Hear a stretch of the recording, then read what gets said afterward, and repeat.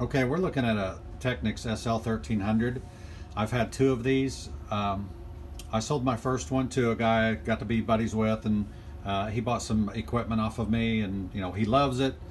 I sold it because I bought a Clear Audio Continuum, which is a great table I like, but the SL 1300 is nothing to laugh at, and that's a very reputable table.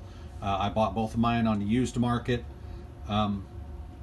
Now I've done some work to this. I did put a nice quality cabling on this interconnect that I picked up, and I put it in, and I'll show you where, because I've already got it upside down.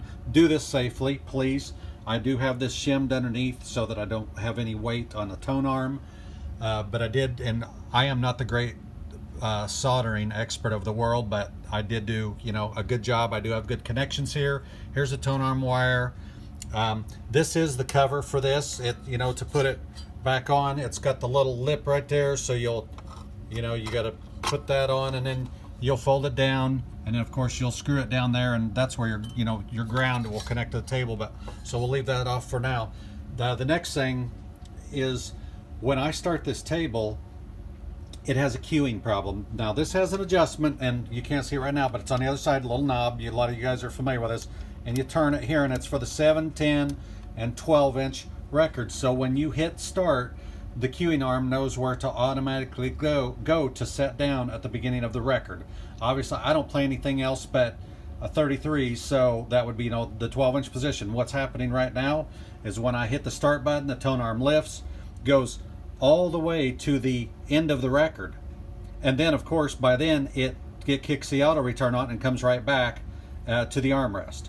So I got on some forums and did some reading, and of course I'm not the first person. Thank God for the internet. There's been some guys go through this, and they say that this mechanism here connects to something over in this area, I believe, that is a spring loaded ordeal that seems to be freezing up.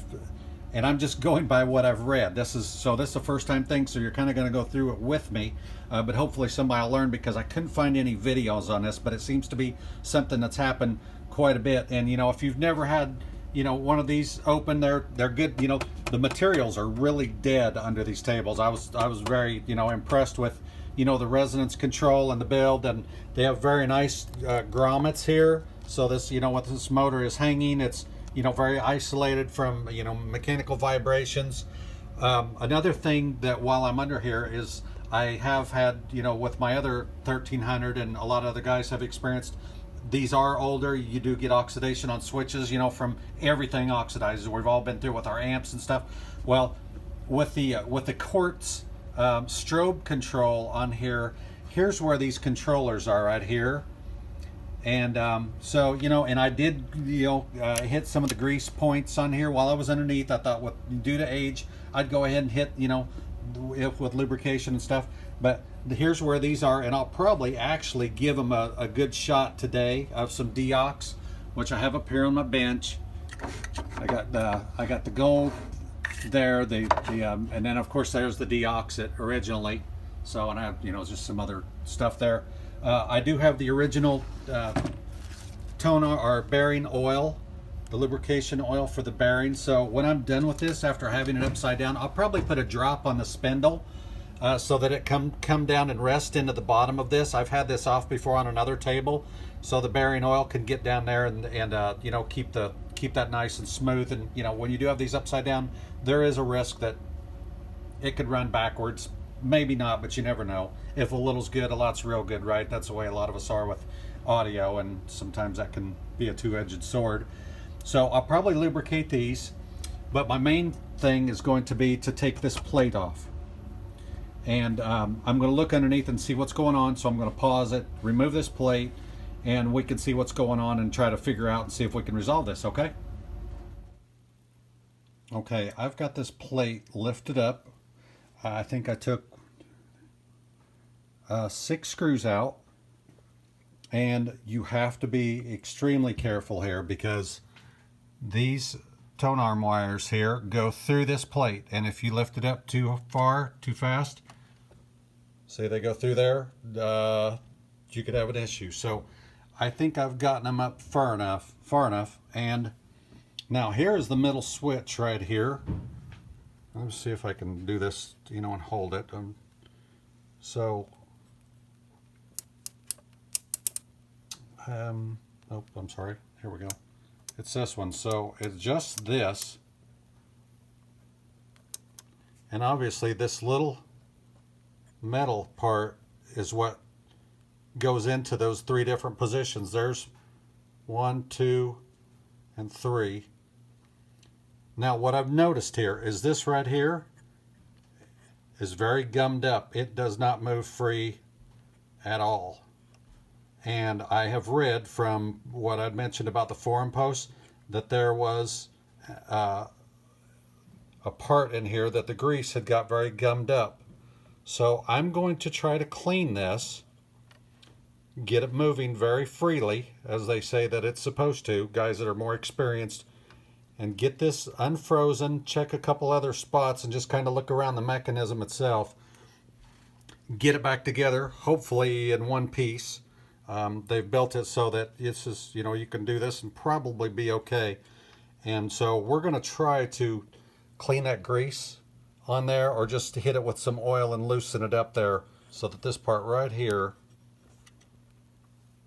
turns. You can tell it feels like it's gummy, and they say that's pretty much what's going on with it. So okay guys, I've got this oiled here, I believe, and I'm going to try to show you where I oiled. Okay, now this part right here was sticky earlier. It would be slow. Now it's spring loaded, so it doesn't just immediately snap back, but it's probably going back at about double the speed that it was earlier. So I did put some oil in here to work up and through there, up through the shaft. Let's see if I can get that shaft, goes all the way up through and ends up, you know, connecting on the top side to right here. So that's just kind of what they, you know, the mounting actually.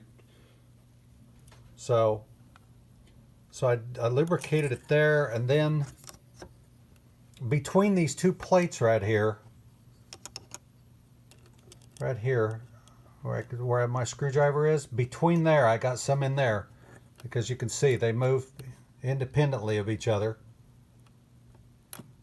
Okay, and then let's see if I can get around the proper side here. Yes, and I did get a lot of oil on it, but I think it did the trick. Now let me see where I was. Now if you can look up through there where this turns, all the way up on the top, up in there, I did get some oil up on the top end of the mounting shaft to work its way back down through here, because the part, you know, is fit around it. This part right here, the not this one right here, but this one right here. So I did get it lubricated at the top end also. So if you got a lubricant with the nozzle on it or something, I'm trying to light it up. I have a little headlamp on that my wife laughs at me about having. It gets hard to see. You'll see it. Most of you guys that tinker around with this stuff, it's nothing that you need to have, you know, read the instruction manual. You'll see where the oil points go. So I guess that's kind of where I am right now. I'm going to go ahead and put it back together and see if just loosening this up was enough. I don't think there was a mechanical break in there. Now, what I could have done is just lifted the arm and manually moved it over and set it down on the record, and it would play, and it did. But, you know, I might get rid of this table, and somebody might want to walk up and just flick the little, you know, lever down to start and have the, you know, the arm automatically cue onto the beginning of the record, and, you know, which is understandable, and obviously you want your stuff to function correctly. So we're just going to see if loosening this little situation right here up was enough to make the difference. So I'm going to put it back together, and we'll get back to you in a minute.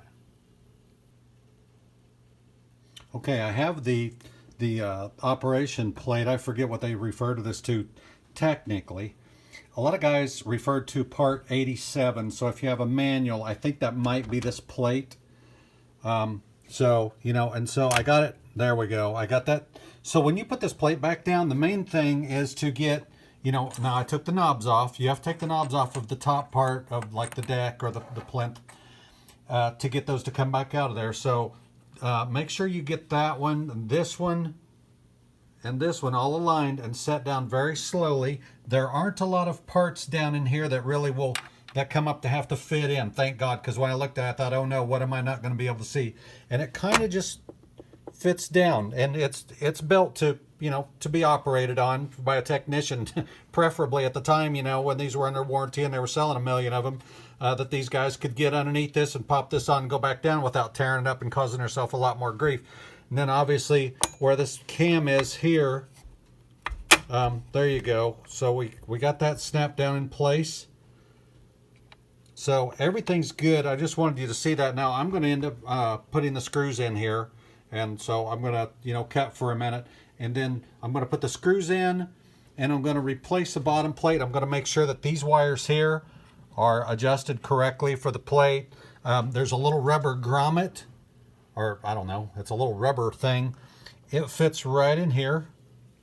You'll want to pull that possibly to, you know, just to give you some flexibility to move this plate around. See, all it did was hold the power cord in gear. So you just kind of stuff that down in there, and that's good. And you know, you'll align this.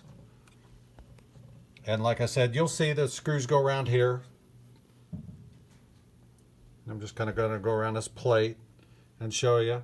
I did spray some deoxit into these controls, and they work really smooth now. So if there shouldn't be too much of a problem with speed, because you know, speed on the table is important. And some of these quartz tables did have, you know, if you did have buildup in the controls, they would start wavering a little bit on their speed. So you know, make sure your wiring here's good. I did rewire one of these one time and I wasn't looking, and I bumped these wires with my soldering iron, and I might as well have hit them with a flamethrower because they're so thin. It was a disaster, and I had to rewire the whole thing. So there's a few things in here, you know, if you get into these things to look out for. I'm just wanting to put some general information out on this table because it is a popular table. Obviously the SL 1200s and the variations of that bring so much more, you know, they're legendary. They, you know, they're more expensive. They made a lot of them, but you know, the used market is what kind of crazy over them. This is kind of considered the little brother, and I know several guys who've had the 1300s and they really like them. This is a great table. If you're wanting to get into vinyl, I highly recommend it.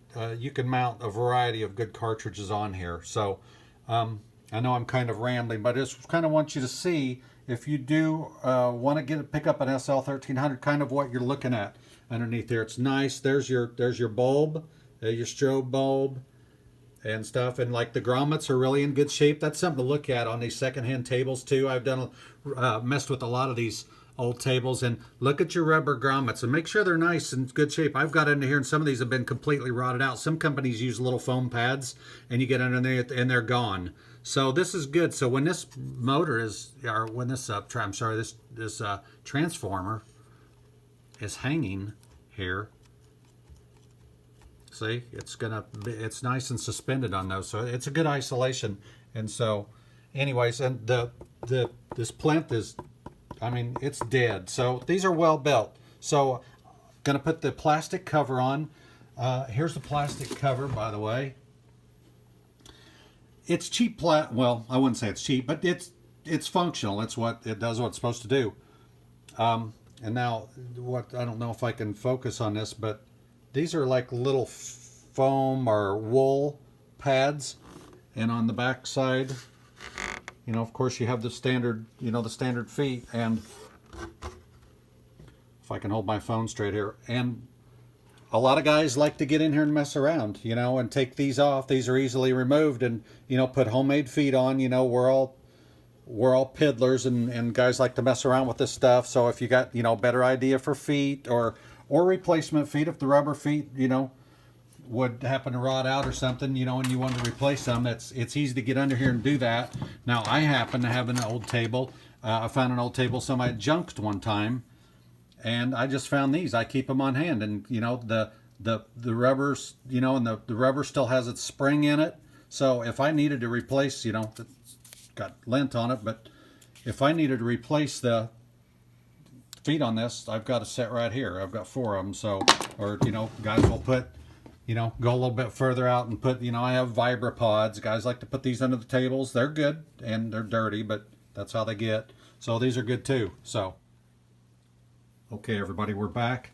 I have the plastic base on, or the underside of the plinth on. Got the screws back in. I made the adjustment. I started it up already before I started this video to kind of see how it was going to do, and it did not go all the way to the middle like it was. It was going all the way to there, and then it was kicking in, you know, the auto return, which is going on right now. Oh, there we go. So it was engaging the auto return and going back. So basically it was going all the way in, all the way back. Lubricating the adjustment that I talked about did work. That was the problem. The grease was gummed up. It was too slow to react in time for it to get to where it needed to. And by the time that mechanism responded, because the tone arm had gotten to there. And so, and of course, by the time it got to there, it triggers the auto return mechanism and it goes back and you're right where you started. Now, what did happen is the tone arm went to about right here when it was lifting up, and I was like, oh boy, what now? It was going about to right there and wanting to set down. Downloaded a manual, obviously. And of course, if you're not familiar with this, there is the adjustment for where your tone arm sets down. That was not the problem with what I was having. What I was having, it was not setting down at all. It was going all the way until it triggered auto return. That, they call that a screw, but I looked underneath and it's actually a lever with a slot in the top, but it still functions like a screw. If you put a flathead screwdriver down in there, and I used another one. I don't have one that fits. I used a smaller one, and if you put it in there and turn it, it will actually move that piece down in there, that lever, in relationship to the arm. So one will turn one way, and when you're turning it, it will turn the other way. And what it does is that, you know, obviously it adjusts where the tone arm goes to before it sets down on your lead-in groove. Now I've got an old cartridge here, beat up an old record. I don't want to break any good stuff. Obviously, I've been there before, and I'm sure you others have. So I'm going to go ahead and kind of watch this tone arm. So I'm going to show you here, and we're going to see if we get into the right area. As soon as it gets over there, there we go. Okay. So we hit the lead-in groove, what looks like perfectly. So anyways, I hope this has been helpful. I think the more information we have on here, as vintage audio continues to get more popular, guys are picking up some great pieces. Once again, I highly recommend this. It's the Technics Direct Drive Automatic Player, SL 1300. The speed adjustment did work good. And let me show you here. These are the knobs right here that I adjusted. And of course, oops, it's kind of, I'm trying to watch through the camera, but see, here's the speed adjustment. What I did, you know, when I was lubricating was doing that. So let's try to set this before one last thing. Okay, as you can see,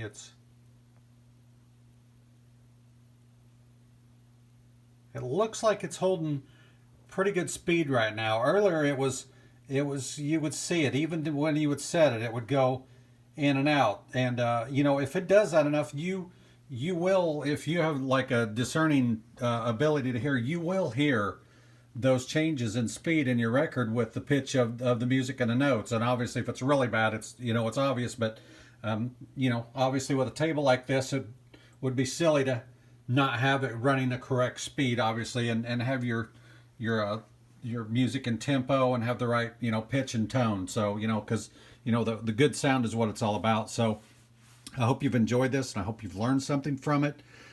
Maybe in the future I can start contributing when I do other jobs on small equipment repairs, that I can put them on here, and grateful for all the guys who have put information on. I wouldn't have been able to take care of a job like this without it. So thanks again.